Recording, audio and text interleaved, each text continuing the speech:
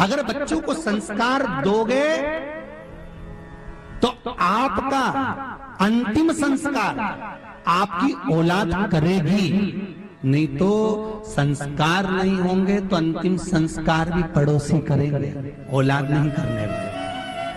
अगर संस्कार श्रेष्ठ हैं तो तुमने अपने बच्चों को अगर श्रेष्ठ संस्कार दिया है,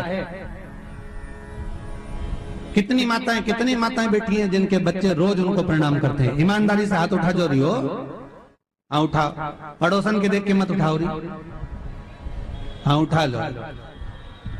और कुछ ने धर भी दिया उठा के, हम समझ गए 30 त्योहार पे पड़ता होगा, रख लो, रख।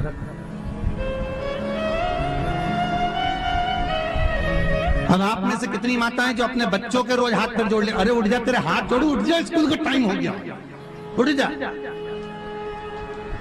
रोज उठाना पड़ता है, उठ जा ये कर ले, उठ जा ये कर ले। भाई बहुत विचित्र समय। अगर हम संस्कार नहीं देंगे तो अंतिम संस्कार पर भी वो आने वाला नहीं है, दूर से ही खड़ा रहेगा, दूर से। ये शंकर की कथा कहती है, शिव महापुराण की कथा कहती है, बाबा बर्फानी की कथा कह रही है, भूत भामन भूतेश्वर की कथा कह रही है। मृत्यु लोक का देव है महादेव, उसको पहचान लो। सबसे सरल देव, एक लोटा पानी चढ़ाओ, 3 बार ताली बजाओ, बम बम बोलो, राजी। इतना सरल देव कहीं मिलेगा?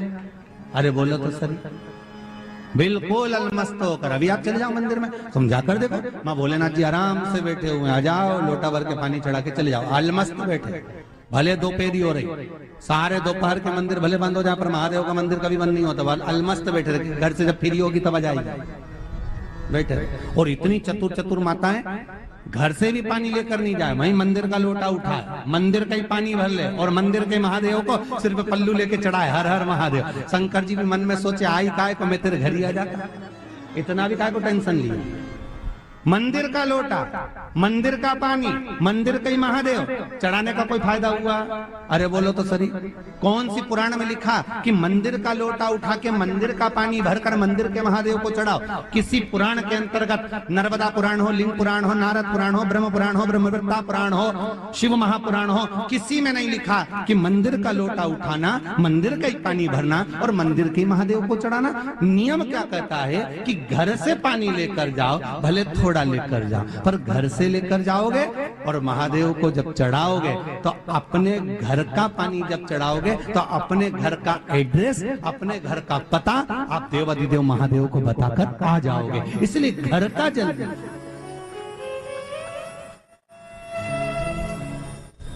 अरे आपकी आदत पड़ी है ना, जैसे पीपल के पेड़ की पूजन करने जाए, आंवला की पूजन करने जाए, शीतला माता की पूजन करने जाए, किसी की भी थाली लगी लगाए मिल जाए, बस फिर तो सब चढ़ा चढ़ू के वो जा। और जिसकी थाली बेचारी वो आई, उसने पूछा हमारा सामान कहाँ गया, तो कि वो तो वो गई लीला भाई, चढ़ा के वो उधर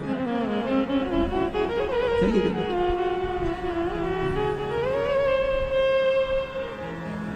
और इसके बाद भी देवाधिदेव महादेव आनंद में, शंकर बड़ी मस्ती में, उसके बाद भी मस्त बैठे।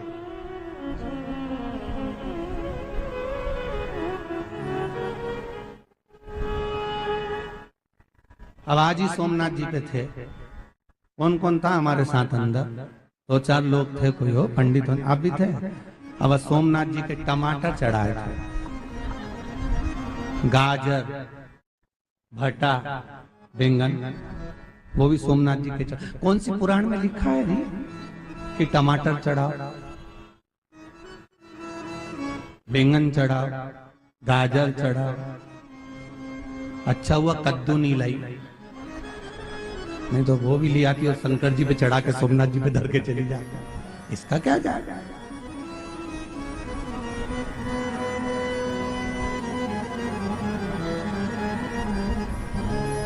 अच्छा थोड़ा ज्यादा भी लाए तो पंडित जी बेचारा कहीं नहीं तो कम से कम सब्जी तो बना ले। टमाटर 1, बैंगन 2, गाजर 3, अब कहीं इसका मिक्स वेज बना है, ये भी समझ में। कहां लिखा है? शिव महापुराण कथा कहती है कि कुछ भी लेकर ना जाइए, तो मंदिर की ही बेलपत्र उठाकर, शंकर की चढ़ी हुई बेलपत्र उठाकर धोकर वापिस शंकर को समर्पित कर दीजिए, शिव राजी हो जाएगा। शंकर राजी है। शिव अलमस्त, उसको कुछ चाहिए नहीं तुमसे, तुम तो बस प्रेम से उसको स्मरण कर लो, तुम प्रेम से उसको रिझा लो, तुम प्रेम से उसको मना लो। उसके पास तुम जितने प्रेम से जाओगे, अपने हृदय की बात, अपनी चित्तवृत्ति की बात, अपने दिल की बात जितने प्रेम से कह सकते हो, उस देव अधिदेव महादेव से कह दो, वो सुन ले। अन्य मंदिर में तो मक्खन भी चाहिए, मिश्री भी चाहिए, लड्डू भी चाहिए, पेड़ा भी चाहिए, तो माता जी के लिए चुनड़ी भी चाहिए, तो चूड़ी भी चाहिए, तो बिछूड़ी भी चाहिए, तो सिंदूरा भी चाहिए। सारे देवी देवताओं को सब कुछ चाहिए, पर देवाधिदेव महादेव से पूछा जाए तुम्हें क्या चाहिए? शंकर भगवान बोले जल हो तो लिया ना, नहीं हो तो 3 बार आके ताली बजा देना, इतना भी नहीं बने तो मुंह से बम बम बोले बोल देना, इतना भी ना बने मंदिर के अंदर भी नहीं आ सकते हो तो मंदिर के बाहर से निकल कर जाओ, तो मेरे शिखर का दर्शन करते हुए जाना, उतने में भी मैं संतुष्ट हो जाता हूं। मुझे कुछ भी नहीं चाहिए, रखो तुम्हारे पास।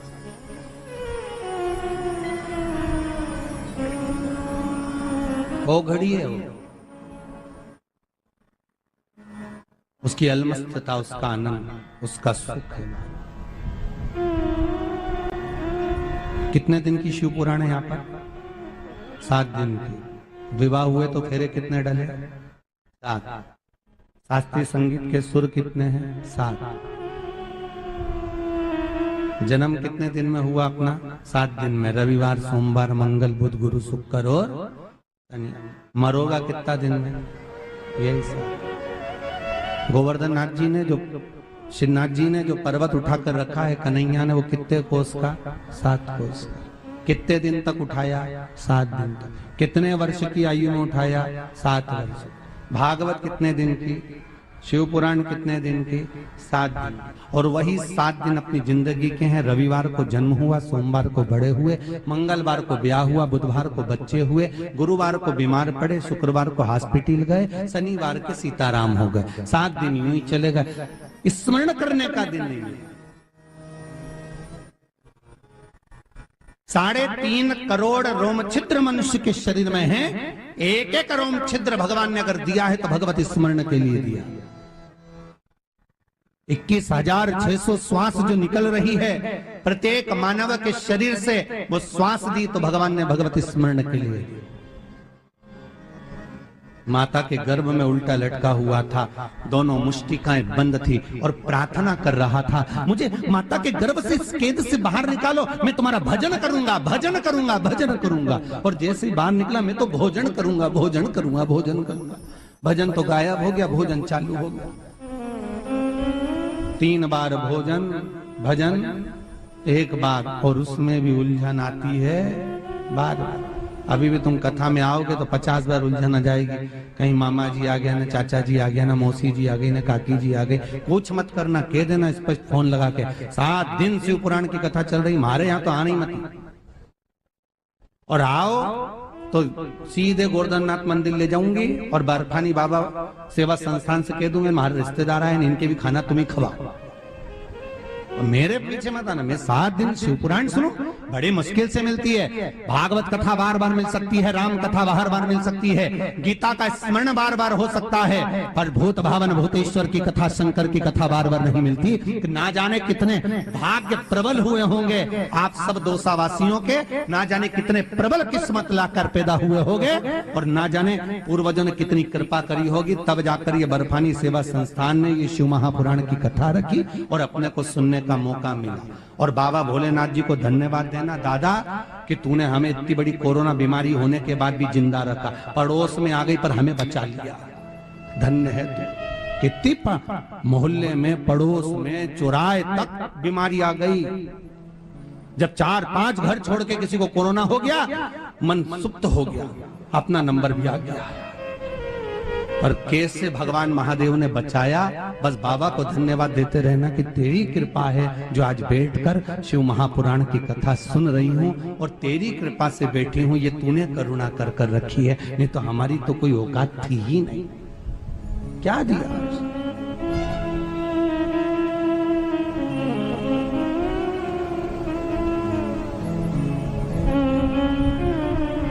तो बर्फानी सेवा संस्थान वाले कुछ लोग कह रहे थे, गुरुजी आपने वो समी का पत्ता का ऐसा उपाय बताया कि पूरे राजस्थान में समी के पेड़ में पत्ती नहीं मिली चढ़ाने, पत्ती नहीं मिले हैं, सब तोड़ तोड़ी ले जाने, सब चढ़ाया।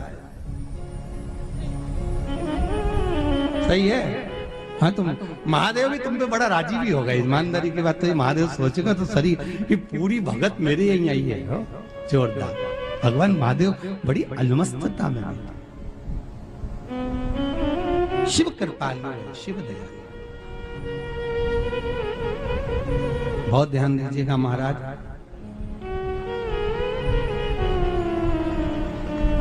एक शमी का पत्र, क्योंकि पहले भी कथा में कहा बेलपत्र माता पार्वती के नयन अश्रु से प्रकट हुआ है। रुद्राक्ष भगवान शंकर के नयन अश्रु से प्रकट हुआ है।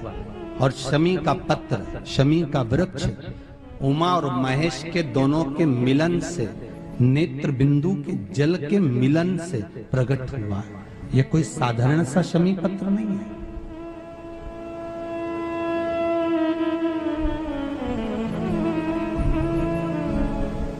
आप किसी शुगर आपकी लेवल में नहीं आ रही, बहुत ऊंची नीची जा रही है, बहुत ऊंची नीची जा रही है। और डॉक्टर भी कह रहा है कि शुगर को लेवल में लाना जरूरी है। अगर ये लेवल में नहीं आई तो फिर इंजेक्शन लेना पड़ेगा। इसको लेवल में लाना जरूरी है। कुछ मत करो, कुछ थोड़े से दिन, 5 दिन शमी पत्र 5 पीपल के पत्ते महाराज,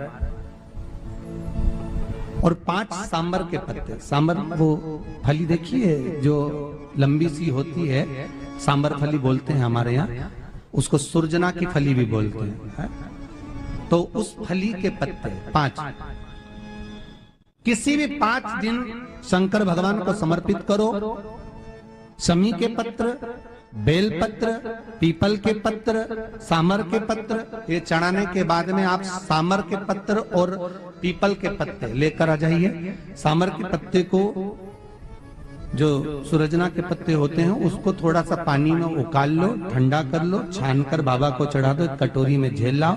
पीपल के पत्ते जो उठाकर लाए हो उसको पानी में गला दो। 3 दिन तक उसका गलाया हुआ पानी और ये सुरजने के पत्ते का पानी अवधूतेश्वर महादेव के नाम से पीना चालू कर दो। शुगर लेवल में दूसरे दिन ही आ जाएगा। ऊंची नीची नहीं हो सकती, लेवल में चलते रहे। बाबा अवधूतेश्वर का स्मरण, ऐसी कौन सी बीमारी है जिसका स्मरण शिव महापुराण में नहीं है हमारे। और बाबा वो कहे ना, सबसे कठोर अगर कुछ है तो वो लोहा। लोहा कठोर होकर कहता है मैं तलवार, मैं गुप्ती, मैं फावड़ा, मैं गैती, मैं तलवार, मैं फरसा, मैं किसी को भी मार सकती हूँ। तो लोहा सोचे मैं कठोर, मैं किसी को भी मार सकता हूं, तो लोहे से ज्यादा कठोर होती है अग्नि, जो लोहे को गला देती है। और अग्नि ये विचार करे कि मुझ में इतनी प्रबलता है, मैं सबको गला सकता हूं, आग लगा सकता हूं। तो अग्नि से प्रबल होता है पानी, जो अग्नि को